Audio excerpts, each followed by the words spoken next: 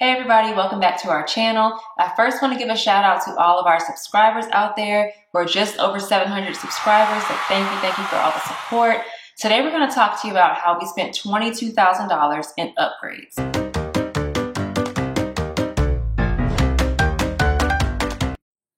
So let's talk about the design center. When you're building a new construction home, the builder will often allow you to go to their design center and pick out the various finishes that you like around your home.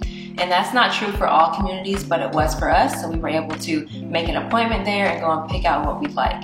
One thing we definitely want to point out though is make sure you go to that design center appointment as early as possible. And that's because depending on where they are with construction in your home, there may be certain things that they can do and certain things they won't be able to do depending on the stage of construction. So go as early as possible. And so what we want to talk to you about is all the various finishes in our home. Some things were what we call forced upgrades, which means that because of the construction stage or our neighborhood, we had to get those upgrades. And others are going to be what we picked out for our own selections and our own taste at the design center.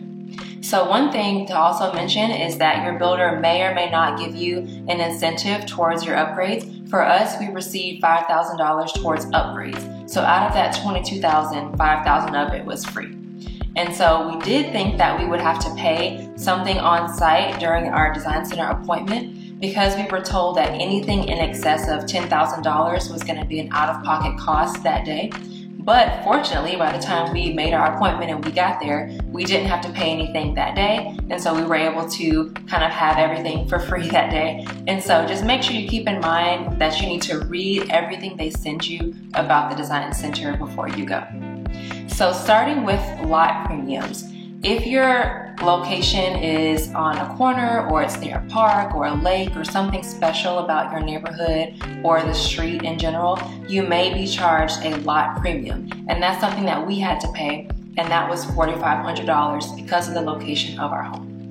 And so now we can finally walk around the house and show you everything that we picked out. Let's start with the kitchen. So one thing that we definitely wanted was a nice faucet. We did want a matte black faucet, which we will change to eventually, but the faucet that we got is still the style that we wanted, and so let's look at that. So the faucet is a gooseneck style, which we really wanted that. It's in a satin stainless steel finish, and it is a single hole, and we wanted that single hole because when we eventually want to switch it out, we can easily do that because it will have the same hardware as the one that we want to switch to. We also wanted a sink with a white finish. We don't really like the farmhouse sink look, but we did want the white finish. And so this is a granite composite sink, and that cost us $620. We also picked out our countertops in the kitchen, and it's the same here at the island as well as that back countertop. This is a quartz countertop with some gray veining, and the countertops in here cost us $2,835. So we're going to take a look at our cabinets, and we definitely like our cabinets a lot, so we're going to take a look at those. These cabinets are 42 inches. Typically cabinets are 36 inches, so these are very high cabinets. You can see they're very tall, and so we like how large these cabinets are. These cost us $445 just for them being 42 inches. And in addition to that, to get this wood in this white color, that was $1,785. But it's well worth it because this is the look that we wanted in our kitchen. Then you see the black hardware that we have on the cabinets. A lot of people do add that after the fact, and that's just not something we wanted to do. We wanted to wait for. We wanted our kitchen to feel like it was somewhat as finished as possible because we'd be spending a lot of time in it. So we got this black hardware on the kitchen cabinets as well as all of the bathroom vanities, and that hardware was $295. So in the grand scheme, it was worth it to already have hardware when we moved in. If you look at our backsplash here, you'll kind of see that it's an elongated subway tile. So this is longer than the typical width of subway tile. And so that backsplash costs us $620. And we have that gray grout in between there. Next, we're going to take a look at a couple of things that we did for our trash and our refrigerator to make everything a little more seamless in the kitchen. So for our trash cans, we didn't want a trash can just sitting out in the kitchen, so we opted to get the pull-out trash cans. And what that looks like is a cabinet, and we have 2 bins here, and they're very easy to use, change out, and so we definitely enjoy using this, and it's just not a trash can bulky in the kitchen. And so to get this pull-out cabinet for our trash cans, that was $335. And we did get soft close on all of our cabinetry in the kitchen as well as in all of the bathrooms. And so something else that we opted for involves the refrigerator. And so we definitely knew we wanted a counter depth refrigerator, watch our video on that. But to keep it looking tucked in and that it's kind of still a part of the kitchen and not so bulky, we opted for what are called fridge legs or refrigerator legs on the cabinetry. And so they're on either side of the refrigerator, and they help it fit into the cabinetry nicely, and so you don't have the fridge sticking out as much as it would otherwise. And so we're going to talk about a couple of things that were incentives from the builder that we're enjoying that we didn't pay for. So one thing was our blinds throughout our home. Those were an incentive from our builder, and without those that would have cost us $2,700.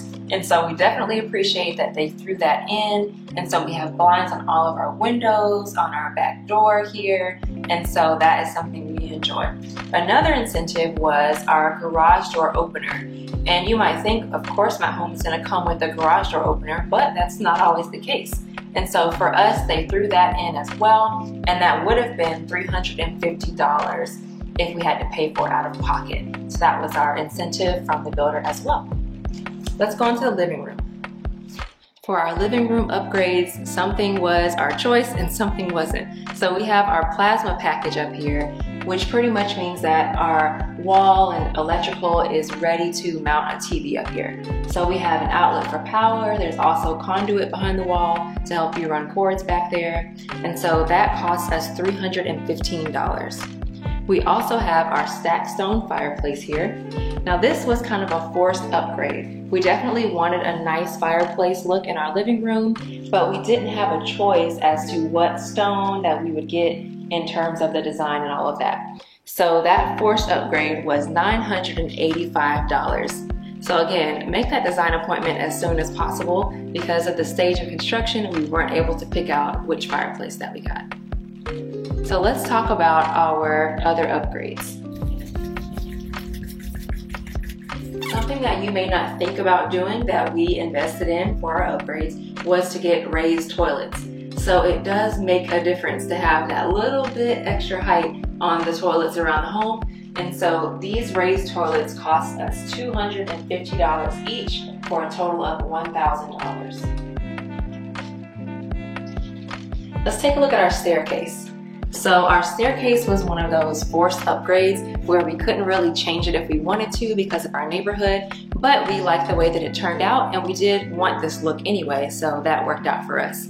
The staircase has a wood finish all the way up, and so we really like the way that this looks. It contrasts with the white and it gives an elegant look to our home. The stairs were $1,925. We'll meet you upstairs. So in our guest bathroom upstairs, the standard option was just one sink, and the rest of this would be an open countertop. We definitely really didn't like the way that looked. It looked kind of weird with just the one bowl, and so we opted to pay for the extra bowl to have double sinks in here. And so that upgrade cost us $815 for that extra bowl. So keep that in mind. You may not be guaranteed double bowls in areas that you thought you would have. So let's take a look at the master bath.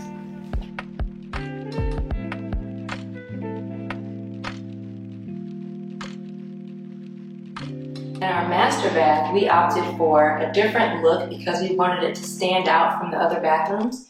So we went for rectangular sinks in here, and we like the way that these looked. We actually had rectangular sinks at our last apartment, and so we appreciate that it gives the master bath a different and distinguished look.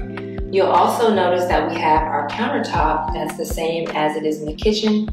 So the rectangular sinks were $117 each for a total of $234, and the countertop was $1,795 for this master bath. It's definitely a good investment though, because master baths and kitchens are where you want to spend your money anyway. You'll notice that we have a similar finish in our tub and shower surround tile, and so those together were $750 to get that tile throughout the shower and around the tub. On the shower floor, we have a smaller version of that tile, and so that gives it a continuous look, and it also helps you to have some sense of style in your bathroom. It's not just a standard fiberglass floor. And that small tile cost us $275. Then we have the tile on the floor. You'll notice again, we're kind of keeping up that rectangular look that we have on our kitchen backsplash with our sinks up here. And so we went for this style of tiling in the bathroom floor, and that cost us $545. So those were all of our upgrades in our new construction home that cost us $22,000. And the price may be totally different for you depending on your location, and when you go to the design center, things can fluctuate a lot. Thank you so much for watching. Remember to subscribe to our channel. We're just over 700 subscribers, so we really appreciate your support as we see our goal in sight of 1,000 subscribers. Remember to like this video, and we are active in the comments. So if you drop us a comment about our upgrades or what else you'd like to see on our channel, we definitely check those comments and respond. Thank you so much. We're about to get our furniture and things like that, so we'll be decorating and of course bringing you along with us as we do that. Thanks, and we'll see you in our next video.